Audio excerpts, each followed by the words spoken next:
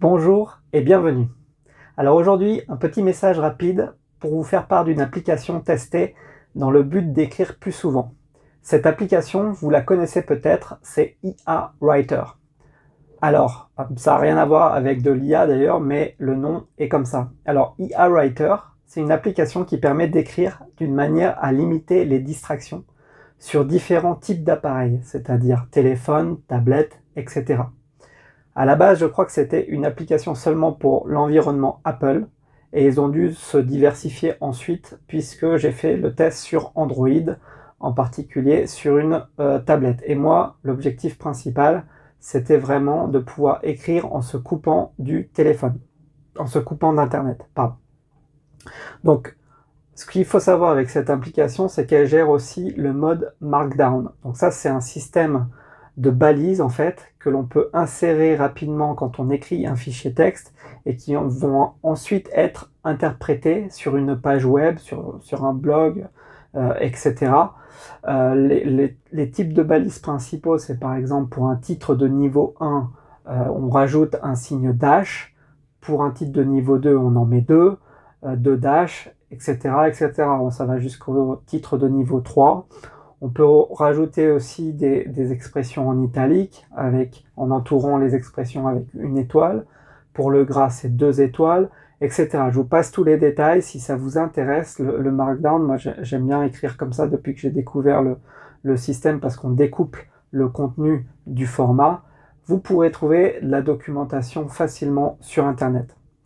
Donc cette application, au final, a l'air d'être très pratique pour pouvoir travailler offline, sans Internet, et du coup en limitant les distractions. C'est vraiment l'objectif principal d'une telle application. En tout cas, c'était mon objectif principal pour éviter d'aller sur les réseaux sociaux, etc. Je vous passe les détails. Et bien sûr, on peut récupérer ces fichiers pour les traiter sur d'autres appareils. Si on a commencé à écrire sur le téléphone, on passe sur le PC, etc. Puisque derrière, le format texte ou le format Markdown peut être interprété par n'importe quel éditeur de texte au final. Le principal problème de cette application, par contre, c'est qu'il y avait un free trial, c'est-à-dire une période d'essai de 14 jours que j'ai testé sur le téléphone en fait. J'avais dit tablette tout à l'heure.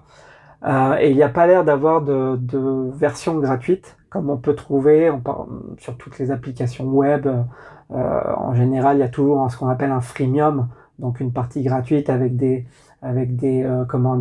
features limitées.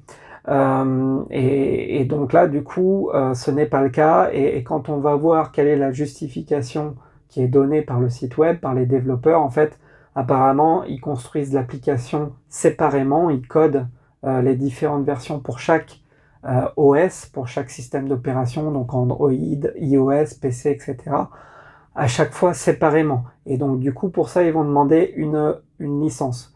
Donc, c'est vraiment la raison pour laquelle, au final, je suis passé sur une autre application, puisque, voilà, si on utilise plusieurs systèmes et qu'on veut écrire sur plusieurs, enfin moi la portabilité c'est vraiment quelque chose d'important et du coup j'ai pas retenu IA Writer et je suis passé sur quelque chose dont je vous parlerai dans un prochain contenu. Et si ce n'est pas déjà fait, si vous connaissez pas cette application, je vous invite quand même à la tester. Je n'ai rien à gagner à faire cela, mais c'est surtout pour que vous puissiez vous faire votre propre avis et voir si ça pourrait vous convenir. Voilà donc pour un retour d'expérience sur IA Writer. Merci de m'avoir suivi. À bientôt pour un prochain contenu. Bonne fin de journée.